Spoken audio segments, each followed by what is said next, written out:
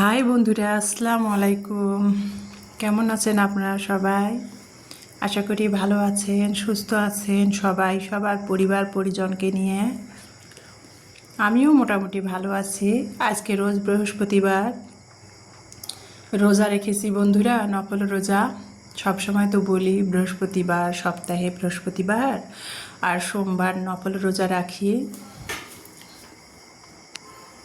তো প্রতি সপ্তাহের মতো আজকে কোনো ব্যতিক্রম না, নফল রোজা রেখেছি বন্ধুরা। নাস্তা বানাচ্ছি। 8টা বেজে চলে আসলাম রান্নাঘরে। এসে আমার প্রিয় আপু ভাইয়া, আমার দর্শক বন্ধুদের মাঝে আমার ডেলি লাইফের সাংসারিক খুঁটিনাটি ভালো লাগাগুলো শেয়ার করার জন্য।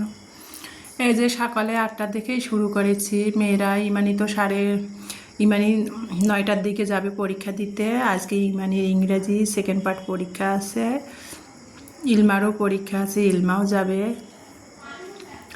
আর কি। তো ইমানি নাস্তা খেয়ে অফ ক্যামেরাতে পরীক্ষা দিতে চলে গেল। একটু আর্লি যায়, যদি 10টা থেকে ওদের পরীক্ষা 9টার দিকে যায়। আর আমার বাসা থেকে বেশি দূর না ওর পরীক্ষার সেন্টার। ওই যে ঘড়ি যে নিয়ে যায় না, ঘড়ি তো পরীক্ষার রুমে অ্যালাউ নিষেধ। টাইম মানে বুঝতে পারে না, আনুমানিক আর কি ইয়া করে যায়। একসাথে 2জন বান্ধবী মিলে অটো করে যায়। তো আমি একটু এগিয়ে দিয়ে আসি নিচতলায় নেমে। তারপরে ইলমাকে রেডি করে ইলমাকে আবার অটোতে তুলে দেয়, স্কুলের উদ্দেশ্যে ইলমা চলে যায়। তারপরে এই যে দেখতে পাচ্তেছেন সকালবেলা 2 মেয়েকে কিন্তু আমি রুটি বানিয়ে দিয়েছি। ফ্রিজে গতকালকের এই যে মিষ্টি কুমড়ার সবজি করেছিলাম না, সেটা একটু তরকারি ছিল, সেটা দিয়ে আমার 2 মেয়ে রুটি খেয়ে নিয়ে তারপরে বড় মেয়ে কলেজে গেল, ছোটো মেয়ে আর কি স্কুলে গেল। 2 মেয়ের যেহেতু পরীক্ষা চলতেছে, ছোটো মেয়ের অর্ধভাষে কি, বড় মেয়ের ইন্টার ফাইনাল। 2 মেয়েকে আর কি অটোতে তুলে দিয়ে আসছে, 2 মেয়ে চলে গেছে। তারপরে পাড়ার দোকান থেকে একটু ডিম নিয়ে আসলাম 4টা। ওই যে ইলমা সকালে স্কুলে যাবে, 100 টাকার ভাঙতি নাই,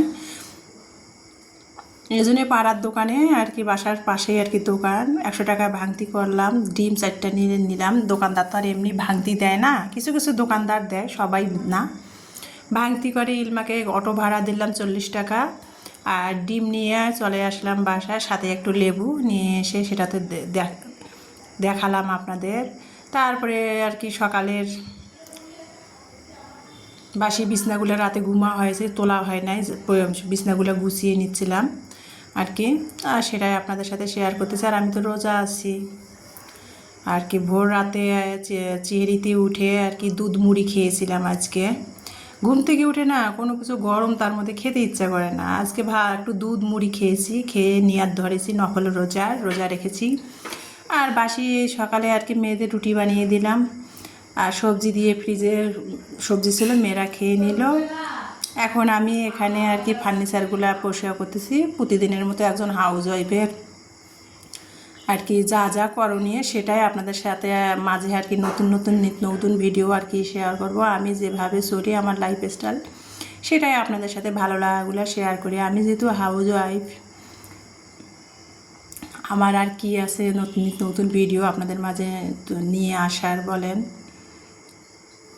তো সেটাই আর কি আমি এই যে আমি যা পারি আমার সংসার লাইফে যেটা করি সেটাই তো আপনাদের মাঝে শেয়ার করব, তাই না? তাই এই যে এখানে আমি ফার্নিচারগুলো পরিষ্কার করতেছিলাম, বিছানা ঝেড়ে নিলাম, তারপরে গুছিয়ে নিলাম, ফার্নিচারগুলো পরিষ্কার করতেছিলাম। পরে ইমানির রুম থেকে সামনের রুমে চলে আসলাম। সামনের রুমটা এখন গুছিয়ে নিব। এই যে টিভির টলিটাতে সবসময় এখানে আমার টিভি একটা ছিল র্যান্সের, তো সেই টিভিটা আমার আত্মীয়কে দিয়েছে। এখন তো বড় টিভি কেনা হয়েছে, ওয়াল টিভিগুলো, তো এই টলিটা খালি পড়ে থাকে। তো এইটার মধ্যে হাবি জাবি জিনিস যেন রাখি দেয়, ইলমার এগুলো খেলনা। এই যে রংধনুগুলো ক্লে দিয়ে ইলমা কিন্তু বানিয়েছে। এই যে দেখেন একটা গোলাপ ইলমা বানিয়েছে ক্লে দিয়ে। তো তারপরে ফার্নিচারগুলো পরিষ্কার করতেছিলাম আর কি। আর সামনের রুমের না ফ্যানটা মানে সমস্যা হয়েছে, সুইচ বোর্ডের না ফ্যানের রেগুলেটারের কোনটার সমস্যা হয়েছে বুঝতেছি না। তো এই যে টিচার যেহেতু সামনের রুমে আমরা কেউ থাকি না, টিচার যখন বিকালবেলা পড়াতে আসে ইলমাকে আর কি, তখন আর কি ফ্যানের প্রয়োজন হয়। তো টেবিল ফ্যানটা আর কি টিচারকে দিয়ে দেই, টিচার সেটার বাতাস খায়। তো যেটা বলতেছিলাম আর কি, আর ইলমাকে এখন কোচিং থেকে নিয়ে আসছে, ওর চাপ হচ্ছে, তো খালি বাসায় একটা টিচার রেখে দিয়েছি, সেই টিচারে শুধু ইলমাকে পড়ায়। ও যেহেতু হাই স্কুলে 6-এ পড়ে, আর প্রাইভেট কোচিং সব বন্ধ, শুধু বাসায় একটা টিচার আর কি 6টা 6:30 থেকে আর 7:30 পর্যন্ত পড়ায়। আর কোনো টিচার নাই ইলমার। আর ইলমা একাই পড়ে, আমি পড়াগুলো গাইডলাইন করি, ইমানই দেখে, একাই পড়ে আর কি। আর কোনো প্রাইভেট আর দেই নাই, কারণ ওর চাপ হয়ে যায়। ওর যেহেতু পায়ে বড় একটা সার্জারি করা আছে, আর ওর পায়ের হিপ জয়েন্ট সার্জারি আমি কিন্তু ইন্ডিয়া থেকে করে নিয়ে আসছি, আজ থেকে 3-4 বছর আগের কথা। এই জন্য ওর চাপ হয়ে যায় প্রায় কোচিংগুলো হলে, এই জন্য আরও দিলাম না, যেহেতু ওর পায়ে একটা বড় সার্জারি আছে, থাক দরকার নাই। তো বাসায় শুধু টিচার এসে ইলমাকে পড়ায়, আর কোনো টিচার নাই ইলমার। তা এই যে এখানে আমি রোজা যেহেতু আছি, সেই জন্য আর কি আমি একটু মানে খেসারির ডাল ভিজিয়ে রাখলাম। মানে রমজান মাসের খেসারির ডাল আর কি নিয়ে আসা হয়েছিল, খাওয়াই হয় না। তো ভাবলাম যে পোকা ধরবে আর কি, খেসারির ডালটা ভিজিয়ে দিই। খেসারির ডাল ভিজালাম, সাথে একটু ছোলা ভিজিয়ে রাখছি। এগুলো সব ছোলা, খেসারির ডাল রমজান মাসের, বেশি দিন রাখলে না পোকা ধরে যায় ডালের মধ্যে, তো সেটা ভিজিয়ে দিলাম। আর এখানে আর কি এখন 11:30 বাজে, কি রান্না করবো চিন্তা করতেছি, বাজারও নাই ফ্রিজে, রোজা নিয়ে রোদ, বাজার যেতেও ইচ্ছা করে না। তো আগে আপাতত ভাবলাম যে 2 মেয়ের জন্য 11:30 বাজে ওরা আসবে আর কি, 12:30 1টার দিকে চলে আসবে পরীক্ষা দিয়ে। তো ভাবলাম একটু শরবত, লেবু দিয়ে শরবত বানিয়ে, আমি যেহেতু রোজা, 2 বোনের জন্য লেবু দিয়ে শরবত বানিয়ে ফ্রিজে রেখে দেই আর কি। ঠান্ডা হবে না শরবতটা, এসে খাইতে পারবে 2 মেয়ে পরীক্ষা দিয়ে এসে, যে গরম আর কি। সেই জন্য আর কি একটু 2 মেয়ের জন্য 2 গ্লাস শরবত বানিয়ে ফ্রিজে রেখে দিব। তো লেবু দিয়ে আর কি শরবত বানালাম। এখানে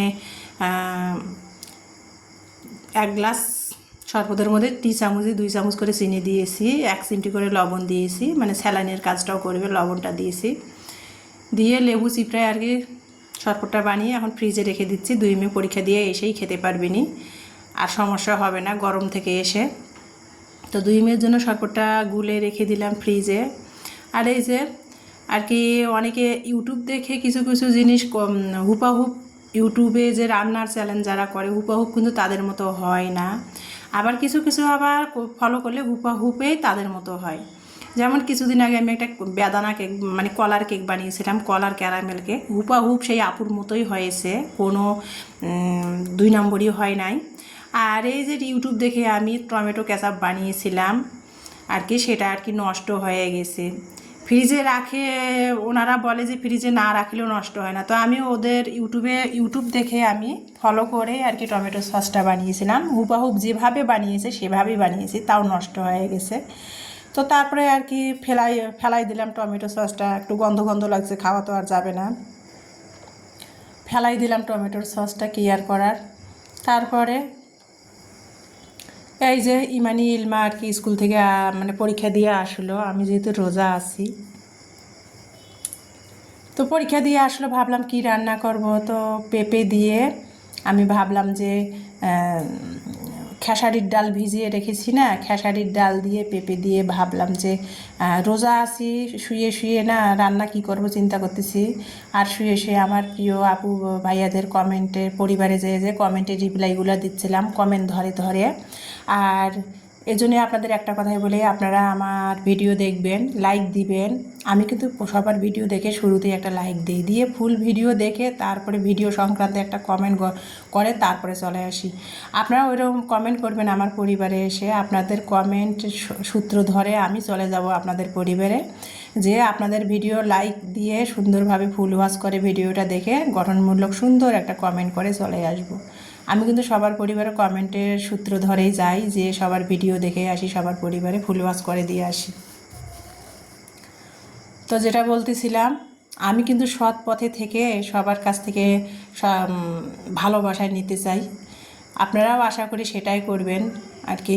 আমি কিন্তু সবার ভিডিও দেখি, দেখেন আমার সব সময় কমেন্ট হয় 36টা 30টা 36টা এরকম করে, কিন্তু আমি কিন্তু একটা 30টা কমেন্টে রিপ্লাই দিতে গেলে আমার 2 দিন লাগে। কেন 2 দিন লাগে জানেন? কারণ সবার ভিডিও কিন্তু আমি সবার ভিডিওতে ঢুকে কিন্তু আমি কমেন্ট করে বের হয়ে আসি না, সবার ভিডিও দেখি, ভিডিও অন করে দেখার আগেই একটা লাইক দিই, দিয়ে ভিডিও দেখি, দেখে তারপরে ভিডিও সংক্রান্তে সুন্দর একটা কমেন্ট করে তারপরে বেরিয়ে হয় আসি। আর খেয়াল করবেন আপনারা, আমার কিন্তু